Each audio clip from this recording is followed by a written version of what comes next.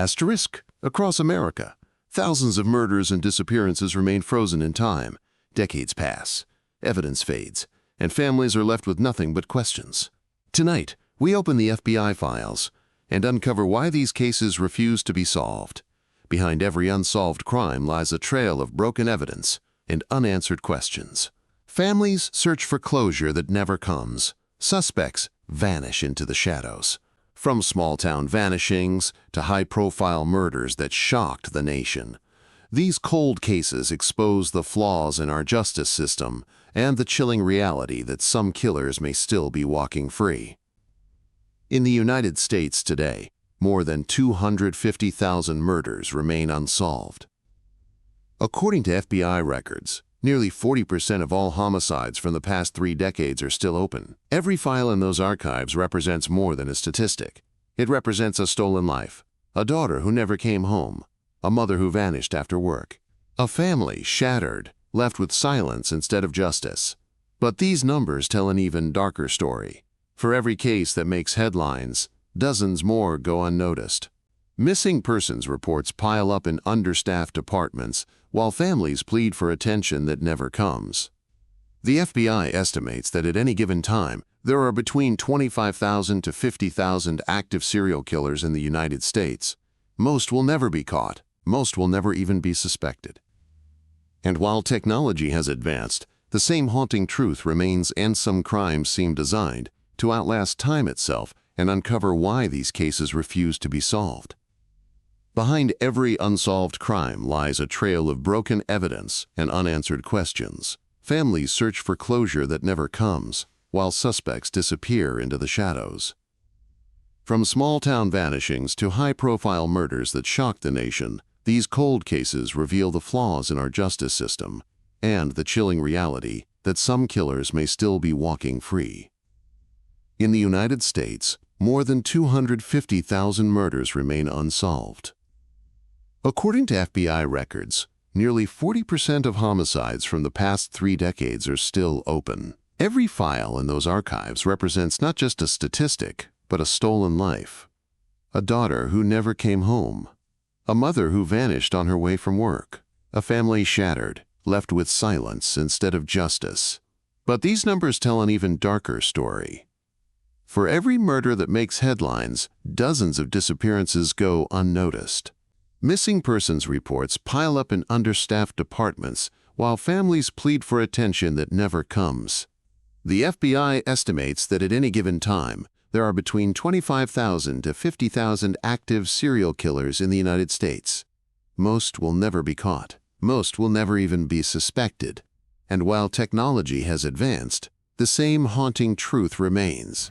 Some crimes seem designed to outlast time itself. Few cold cases grip America's imagination like the Zodiac Killer. Between 1968 and 1969, a serial murderer stalked Northern California, taunting police with cryptic letters and ciphers. He claimed responsibility for at least 5 murders, but suggested there were many more. What made the Zodiac different wasn't just his brutality, it was his arrogance. He wrote to newspapers, mocking law enforcement. His letters contained coded messages that took decades to solve. One cipher, cracked in 2020, simply read, "I hope you are having lots of fun in trying to catch me." Despite eyewitness sketches, letters to newspapers, and fingerprints, the Zodiac was never caught. His messages mocked investigators, boasting that he was too clever to be caught. Decades later, forensic experts revisited the evidence. DNA was extracted from envelopes, computer algorithms analyzed his ciphers, and amateur sleuths claimed breakthroughs. Yet the FBI has never confirmed a suspect. In 2021, a group called the Casebreakers claimed they had identified the killer as Gary Francis Post, who died in 2018. But the FBI and San Francisco police dismissed these claims, saying the evidence was insufficient. The Zodiac remains a chilling reminder that some killers hide not in the dark, but in plain sight. December 26, 1996, Boulder, Colorado. 6-year-old JonBenét Ramsey, a child beauty queen, was found murdered in her family's basement. The crime shocked the nation. A ransom note, written inside the house, led police to suspect the parents. But evidence was mishandled, and the crime scene was contaminated by neighbors, friends, and even family members. The investigation became a media circus. Every detail was scrutinized, every family member suspected. The Boulder Police Department, unused to such high-profile cases, made critical errors that would haunt the case for decades. The ransom note itself was bizarre, nearly 3 pages long, demanding $118,000, the exact amount of John Ramsey's bonus that year. Handwriting experts couldn't definitively match it to any family member. For years, theories divided the public. Was it an intruder? A family member? Or a cover-up by law enforcement itself? DNA testing in the early 2000s cleared immediate family members, yet no suspect has ever been charged. In 2022, the Boulder police announced they were still actively investigating, using new DNA technology to retest evidence. JonBenét's murder remains one of America's most infamous unsolved cases, proof that even in high-profile investigations, mistakes can silence justice forever. June 7, 1992, Springfield, Missouri. Susie Streeter, Stacy McCall, and Susie's mother, Cheryl Levitt, vanished from their home overnight. No signs of forced entry, no struggle, just 3 women who disappeared into the night. The last known sighting was at a graduation party. Susie and Stacy had planned to spend the night at another friend's house, but changed their minds at the last minute. That decision may have cost them their lives. When friends arrived the next morning to check on them, they found purses, money, and keys left behind. The beds were unmade, suggesting the women were taken during the night. Most disturbing of all, there was a broken porch light, the only sign of any disturbance. Neighbors reported seeing suspicious men in the area, but leads quickly went cold. Over the years, rumors pointed to possible links with organized crime, local suspects, and even human trafficking. One theory suggests they were targeted by a group involved in grave robbing. Another points to a serial killer who was active in the region. In 2007, a concrete parking garage was excavated based on a psychic's vision, but nothing was found. The case has generated over 5,000 tips, but none have led to the women. To this day, their home is remembered as a place where time stopped, and an entire community was left haunted by unanswered questions. What makes some crimes impossible to solve? Forensic psychologists point to a phenomenon they call criminal evolution. Unlike crimes of passion, calculated murders are often planned by individuals who study law enforcement techniques. They watch documentaries, read true crime books, and learn from other killers' mistakes. Dr. Sarah Chen, a criminal profiler with the FBI's Behavioral Analysis Unit, explains, "The perpetrators of cold cases aren't just lucky, they're methodical. They understand forensics, they avoid patterns, and they know how to disappear." Some killers deliberately target transient populations, homeless individuals, sex workers, or undocumented immigrants, knowing these victims are less likely to be immediately missed or thoroughly investigated. Others exploit jurisdictional confusion, committing crimes across state lines where different agencies struggle to coordinate. This is particularly common in cases involving Native American reservations, where federal, state, and tribal authorities often clash over jurisdiction. Experts point to 5 critical reasons why cases go cold. 1. Time. The longer the delay, the weaker the evidence. DNA degrades. Witness memories fade. Crime scenes are altered or destroyed. 2. Resources. Police departments often lack funding to revisit decades-old files. Cold case units are understaffed and overworked. 3. Silence. Suspects die, witnesses move on, and communities stop talking. Fear and intimidation play larger roles than most people realize. 4. Jurisdictional issues. When crimes cross county or state lines, coordination between agencies can be a nightmare. Evidence gets lost in bureaucratic shuffles. 5. Political pressure. Some cases are quietly shelved because they're too controversial or implicate powerful individuals, But there's also a sixth factor: criminal adaptation. Serial offenders learn to avoid mistakes. They study police methods, stay mobile, and blend into society. It's a deadly chess game, and sometimes the killer is several moves ahead. Between 1996 and 2010, bodies began turning up along Long Island's Gilgo Beach. At least 10 victims, mostly women, were linked to what became known as the Long Island serial killer. The victims were primarily sex workers who had advertised on Craigslist. The case exposed the dangerous world of online prostitution, where women met clients through anonymous ads and disappeared into a digital void. Many victims weren't reported missing for days or weeks. For years, the case stalled. Investigators faced jurisdictional disputes between police departments, and evidence was often delayed or withheld. The Suffolk County Police Department was accused of protecting powerful individuals who may have been connected to the case. Former Police Chief James Burke was later convicted of conspiracy and civil rights violations, though not directly related to the serial killer case. His actions, however, had compromised multiple investigations. In 2023, Rex Heuermann, a New York architect, was arrested in connection to several of the murders. His capture showed how cold cases can finally break open, but also how long justice can take. Heuermann had been living a double life for decades, a successful architect and family man by day, potentially a serial killer by night. His arrest came after investigators used advanced cell phone tracking and DNA evidence. For the families of the victims, decades of waiting turned into one question: why did it take so long? Today's killers have new tools that didn't exist decades ago. The dark web provides anonymous communication, cryptocurrency enables untraceable payments, and encrypted messaging apps help coordinate crimes. Law enforcement agencies are struggling to keep up. By the time investigators understand new technologies, criminals have already moved on to the next innovation.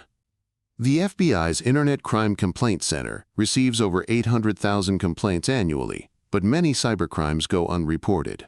Digital evidence can be hidden, encrypted, or destroyed with a few keystrokes. Some cold cases from the pre-internet era are now being re-examined through a digital lens.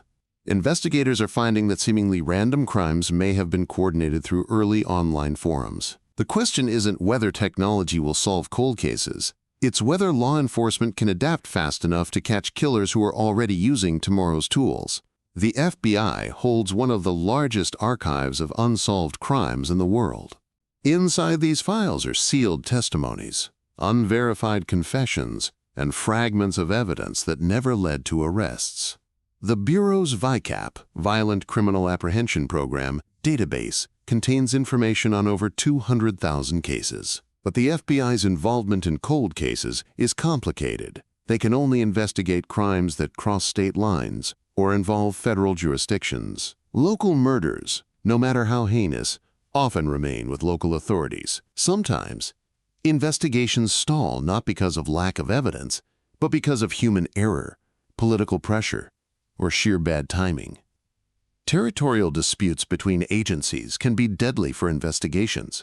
Agent Michael Torres, who spent 20 years working cold cases, admits, "We have cases where we know who did it, but we can't prove it. We have evidence that was collected wrong, testimonies that were never followed up on, and leads that were ignored because they didn't fit the prevailing theory." Even retired agents admit, many cold cases remain unsolved, not for lack of clues, but because those clues were ignored or lost in the noise of bureaucracy. Behind every case file is a family living in limbo. Parents who refuse to take down their child's bedroom posters. Brothers and sisters who grow up in the shadow of a mystery. Spouses who can never remarry because they don't know if their partner is dead or alive. Margaret Collins lost her daughter Sarah in 1987. Sarah was 19, a college student who disappeared after a night out with friends. For 36 years, Margaret has maintained Sarah's room exactly as she left it. "People tell me to move on," Margaret says. "But how can you move on when you don't know where your child is? Is she suffering somewhere? Is she dead? I wake up every morning hoping today will be the day I get answers." Psychologists call it ambiguous loss. the torment of grieving without closure. It's a unique form of psychological torture that affects an estimated 200,000 families in America. Support groups have formed across the country, connecting families who share this painful bond. They call themselves the Waiting Families, united by hope and haunted by uncertainty.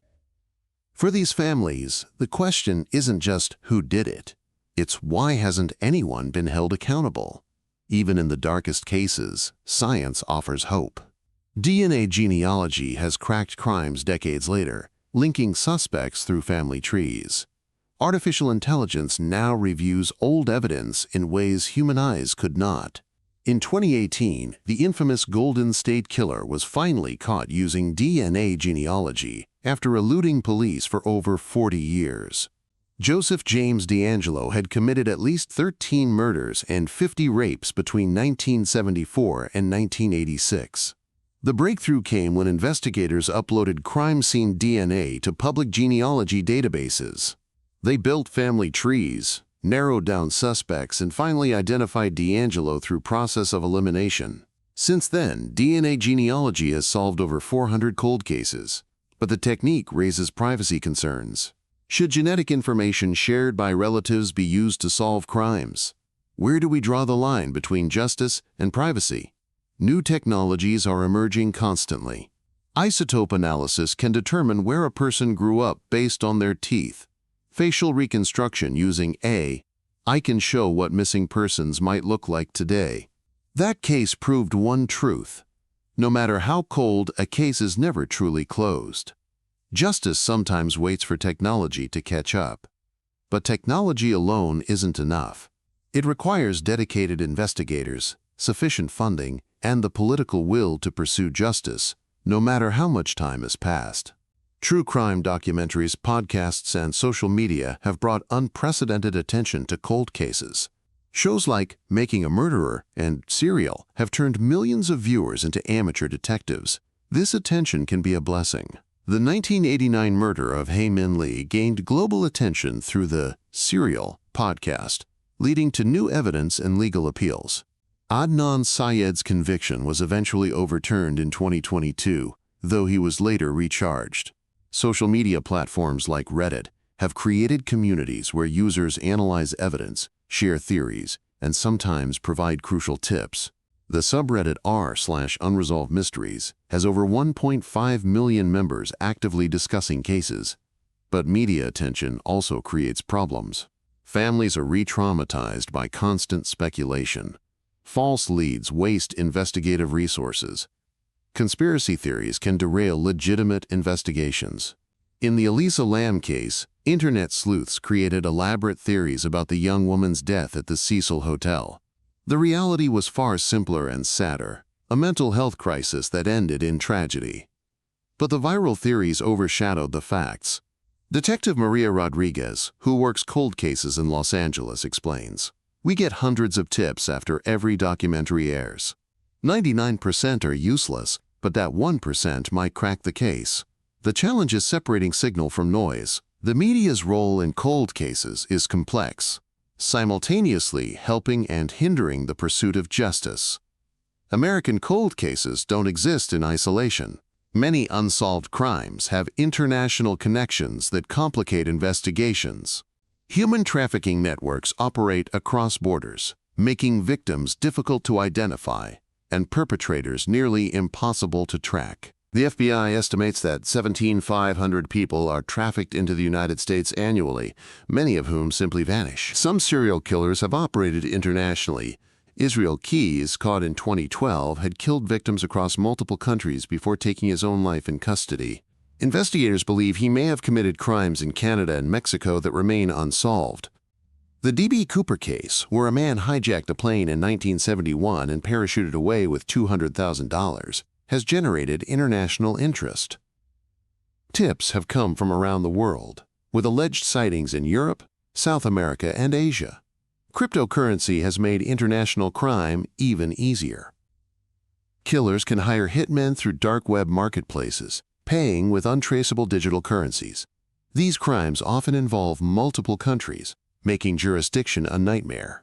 Interpol maintains a database of international fugitives, but cooperation between countries can be slow. Extradition treaties are complex, and some nations refuse to cooperate with American law enforcement. Agent Patricia Walsh of the FBI's International Operations Division notes, criminals think globally now. They exploit differences in legal systems, hide assets in offshore accounts, and disappear into countries without extradition treaties. We have to think globally too. The globalization of crime means that solving American cold cases increasingly requires international cooperation. One of the most frustrating aspects of cold cases is false confessions. When high-profile cases receive media attention, people come forward claiming responsibility, even when they're innocent. The Black Dahlia murder in 1947 generated over 500 confessions. None were credible. The JonBenét Ramsey case has seen dozens of false confessions, including John Mark Carr in 2006, whose DNA didn't match evidence. But false confessions aren't just from attention seekers. Mental illness, coercion, and fear can lead innocent people to confess to crimes they didn't commit. The Central Park 5 case from 1989 showed how police tactics can generate false confessions. 5 teenagers confessed to a brutal assault they didn't commit, spending years in prison before the real perpetrator was identified. On the flip side, real killers sometimes confess to crimes that investigators don't believe. Henry Lee Lucas claimed responsibility for over 3,000 murders across the country. Most were fabricated, but some were real. And investigators are still trying to determine which ones. Dr. Saul Kassan, a psychology professor who studies false confessions, explains, people confess to crimes they didn't commit for various reasons: mental illness, desire for attention, or simply breaking under pressure.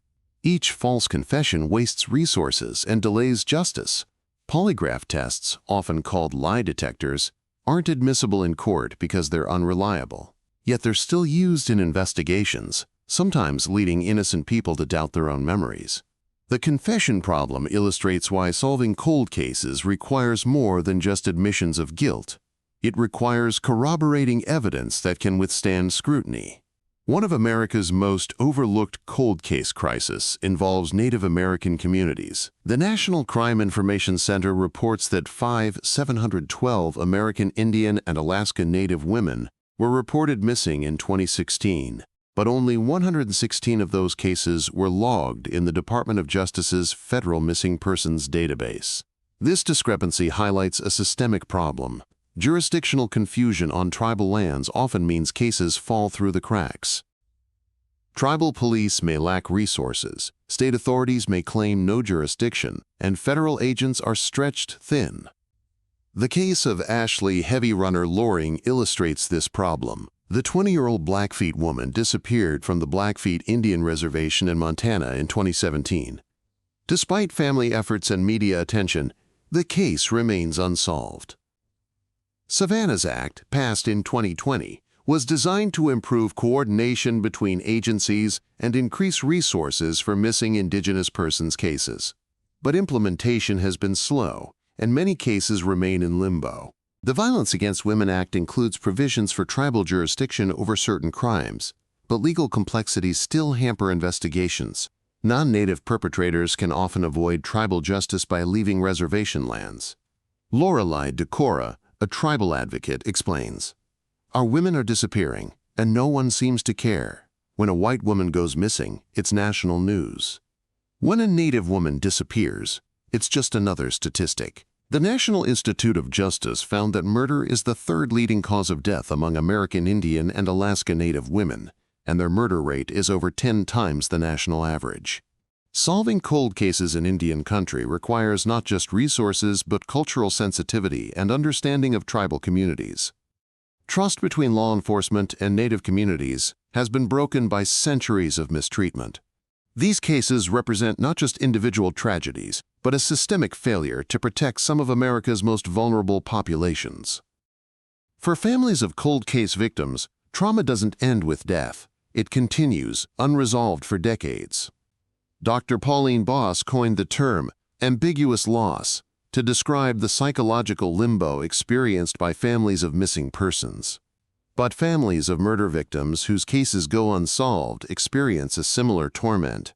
Unlike natural deaths, which allow for normal grieving processes, unsolved murders leave families stuck in a perpetual state of seeking answers. They can't find closure because the story has no ending. Susan Morrison lost her son David in a 1998 shooting that remains unsolved. She describes the experience. It's like being trapped in the worst day of your life, forever. Every phone call might be the detective with news. Every stranger might be someone who knows something. You can never truly rest. The psychological toll manifests in various ways: chronic anxiety, depression, relationship problems, and sometimes survivor guilt. Family members often blame themselves for not protecting their loved one. Children who lose parents to unsolved murders face unique challenges. They grow up with questions that can't be answered, sometimes idealizing the deceased parent or living in fear that the killer might return. Anniversary dates become particularly difficult. The birthday of the deceased, the date they were killed, holidays they'll never share again. Each becomes a reminder of unresolved trauma. Therapy can help, but many families resist it, feeling that, moving on, somehow betrays their loved one's memory. They interpret healing as forgetting, which they refuse to do. Cold cases don't just represent unsolved crimes, they represent a massive economic burden. Each unsolved murder costs taxpayers an estimated $1.4 million in lost productivity, medical expenses, and criminal justice resources. With over 250,000 unsolved murders, that's a staggering $350 billion price tag. But the human cost is immeasurable. Communities lose trust in law enforcement. Families spend life savings on private investigators. Fear changes how people live their daily lives. Some cities have created dedicated cold case units, but funding is always an issue. Detroit's cold case unit was dissolved in 2011 due to budget cuts, leaving thousands of cases in limbo. The irony is that solving cold cases can actually save money. When serial killers are caught, they can't claim more victims. When murderers are imprisoned, they can't commit other crimes. The question isn't whether we can afford to solve cold cases, it's whether we can afford not to. Cold cases are not just about the past, they're about the present. The killers who walk free, the families who wait for answers, the communities haunted by shadows. They remind us that history doesn't always stay buried. In file cabinets across America, evidence waits patiently for the right detective, the right technology, or the right witness to come forward. Every breakthrough brings hope, not just for one family, but for thousands more who refuse to give up. Because behind every cold case is a simple truth. Someone, somewhere, knows what happened. And while justice delayed may be justice denied, the truth has a way of resurfacing, even decades later. These cases teach us that evil may hide for years, but it cannot hide forever. DNA doesn't lie, evidence doesn't disappear, and the dead don't forget. Because America never forgets its coldest cases, and neither should we. If you have information about any unsolved crime, contact your local FBI field office. Sometimes the smallest detail can crack the coldest case. Sometimes you hold the key to bringing a family home.